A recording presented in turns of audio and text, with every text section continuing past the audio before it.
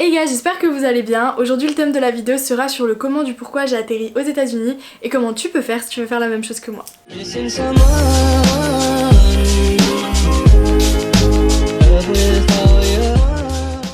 Alors je tenais tout d'abord à préciser que je ne suis pas une étudiante d'échange, donc je ne fais pas partie d'un programme et j'ai donc un visa F1 qui est un visa étudiant, donc je suis considérée ici comme une étudiante étrangère qui fait des études aux États-Unis.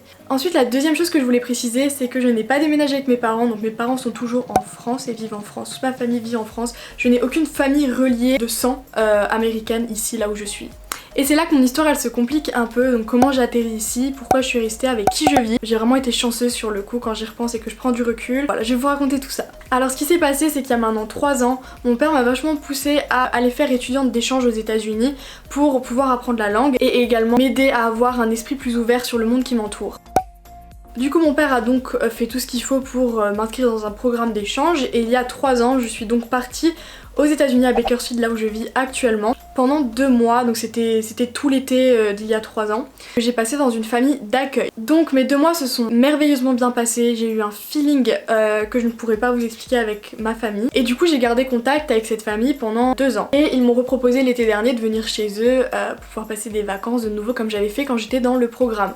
Donc bien sûr quand j'y suis retournée, je n'étais plus dans un programme, c'est devenu comme des amis et de la famille, donc des amis de mes parents et une vraie famille pour moi comme une deuxième famille. Et ce qui s'est passé, c'est qu'une semaine avant de repartir en France, comme prévu vu que j'étais censée passer que l'été, ils m'ont proposé de rester, de vivre avec eux. Du coup j'ai appelé mon père et je lui ai dit oui, si je trouve un lycée ou quoi qui me prend, est-ce que tu me laisses rester? Il m'a dit oui, pas de problème, machin. On avait tout le nécessaire qu'il fallait.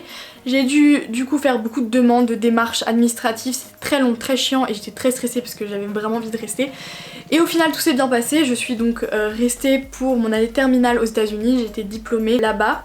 J'ai fini mon lycée maintenant, l'année prochaine je vais à l'université. J'ai juste tout simplement décidé de rester vivre aux États-Unis parce que j'ai vraiment adoré mon année et j'adore le système scolaire américain. Genre je n'ai jamais été vraiment très bonne élève en France et je me suis vraiment épanouie dans mon année terminale. Du coup voilà. Alors maintenant la question c'est comment vous pouvez faire si vous avez envie de faire la même chose que moi. Ce que je vous conseille de faire c'est de partir dans un programme d'échange. Déjà pour la langue, progresser en 2 mois, j'avais progressé énormément. C'est vraiment une expérience qui est juste magique et que vous ne pourrez pas regretter sauf si ça se passe vraiment mal, mais après tout est surveillé, c'est des programmes, genre ils surveillent toutes les familles, faut pas avoir peur de ça. Mais donc voilà, en tout cas je vais vous marquer les informations du programme avec lequel j'étais partie il y a 3 ans. Je vous mets tout en barre d'infos, comme ça si vous êtes intéressé vous pouvez contacter la personne. Je tiens à préciser que c'est quand même quelque chose qui se fait à l'avance, vous pouvez pas décider de faire ça un mois à l'avance et de partir dans un programme, c'est un truc qui s'organise, donc pensez-y. Donc voilà, je crois que j'ai tout dit. J'espère en tout cas que cette vidéo vous aura plu et aura pu vous aider dans vos choix futurs si vous avez envie de faire la même chose ou pas. Et je vous dis à la prochaine dans une nouvelle vidéo. Bye!